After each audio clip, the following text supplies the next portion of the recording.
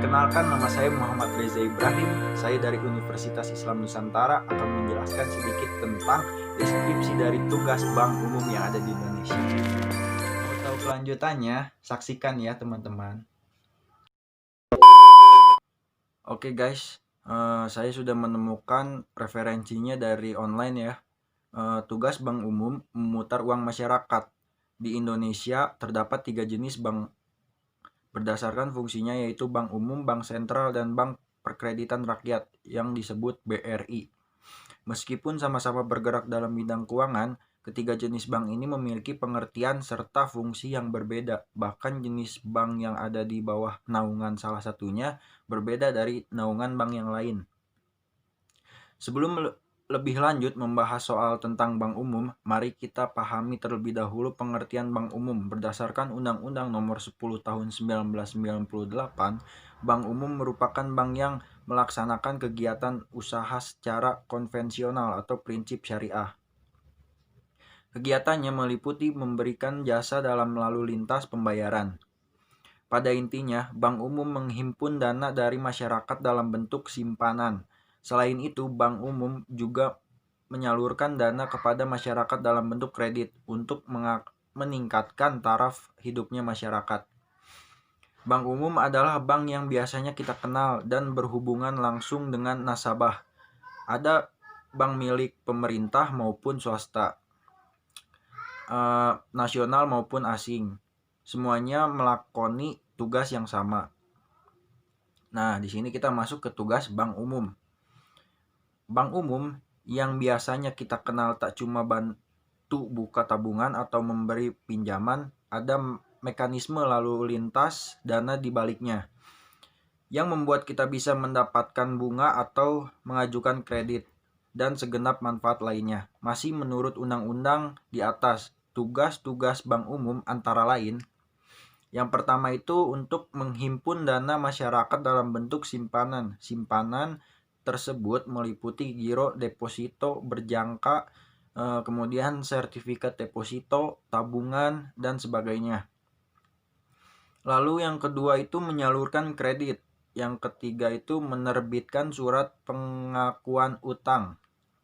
Yang keempat itu membeli, menjual, atau meminjam atau resiko sendiri maupun untuk kepentingan dan perintah nasabahnya, yakni perintah dari nasabahnya. Yang pertama itu untuk surat-surat wesel, termasuk yang diakseptasi oleh bank, dan masa berlakunya tidak lebih lama daripada kebiasaan dalam perdagangan surat-surat dimaksud.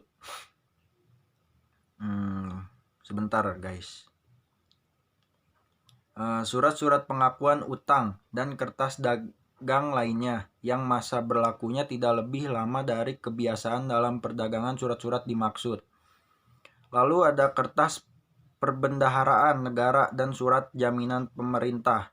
Kemudian sertifikat Bank Indonesia atau yang disingkat SBI, obligasi, kemudian ada surat dagang dengan jangka waktu sampai dengan 1 tahun. Kemudian instrumen surat berharga lain yang memiliki jangka waktu sampai dengan 1 tahun. Nah, itu beberapa dari perintah nasabah. Nah, kemudian yang kelima itu ada memindahkan uang baik untuk kepentingan sendiri maupun kepentingan nasabah. Kemudian yang keenam ada menempatkan dana kepada meminjam dana dari atau meminjamkan dana kepada bank lainnya. Maksudnya itu peminjaman dilakukan dengan menggunakan surat sarana telekomunikasi maupun dengan wesel untuk cek atau sarana lainnya. Kemudian yang ketujuh itu ada menerima pembayaran dari tagihan atas surat berharga. Selain itu melakukan perhitungan dengan pihak ketiga. Masih banyak ya guys.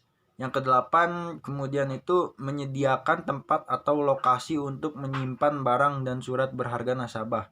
Kemudian yang kesembilan melakukan kegiatan penitipan untuk kepentingan pihak tertentu dengan didasarkan suatu kontrak. Nah, kemudian yang ke-10 ada melakukan penempatan atau pemindahan dana dari nasabah ke nasabah lainnya dalam bentuk surat berharga yang tidak tercatat di Bursa Efek Indonesia. Yang ke-11 itu ada berkegiatan anjak piutang, kegiatan wali amanat, dan usaha kredit. Yang ke-12 itu ada menyediakan pembiayaan atau pinjaman atau melakukan kegiatan lainnya yang berdasarkan prinsip syariah. Kegiatan ini disesuaikan dengan ketentuan yang ditetapkan oleh Bank Indonesia.